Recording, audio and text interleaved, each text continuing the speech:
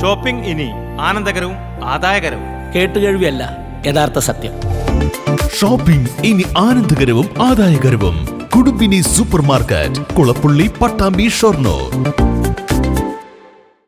കൊപ്പം ആമയൂരിൽ വീട് കുത്തി തുറന്ന് മോഷണം. കൊട്ടാരത്തിൽ ജനാർദ്ദന്റെ വീട്ടിലാണ് മോഷണമുണ്ടായത്. എന്നാൽ കാര്യമായൊന്നും മോഷണം പോയിട്ടില്ല.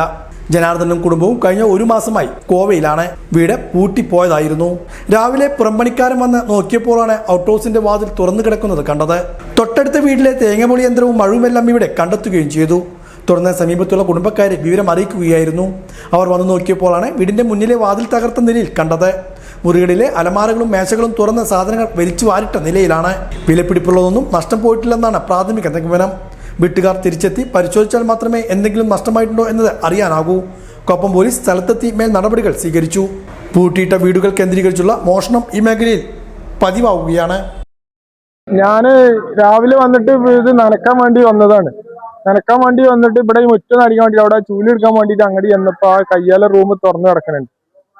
അങ്ങനെ അടുത്ത വീട്ടിലുള്ള മോനേട്ടനെ വിളിച്ചു. അയാൾ അഞ്ചനാണ്. അയാളെ വിളിച്ചിട്ട് ഇങ്ങോട്ട് വന്നപ്പോൾ അയാൾ പറഞ്ഞു ഉമ്മർത്തൊന്ന് നോക്കി നോക്കാറുണ്ട്. ഉമ്മർത്ത് നോക്കുമ്പോൾ അതും തുറന്നു കാണാണ്ട്. അപ്പൊ ഞാൻ പിന്നെ നേരെ കാരണോലും അപ്പുറത്തുണ്ട്, അവിടെ പോയിട്ട് പറഞ്ഞു.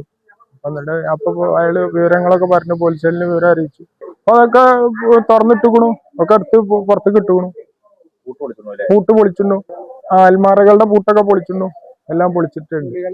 ഒക്കെ പുറത്തേക്ക് ഇട്ടുന്നു. തുണികളൊക്കെ സാധനങ്ങളൊക്കെ എടുത്ത് പുറത്തേക്ക് ഇട്ടുന്നു.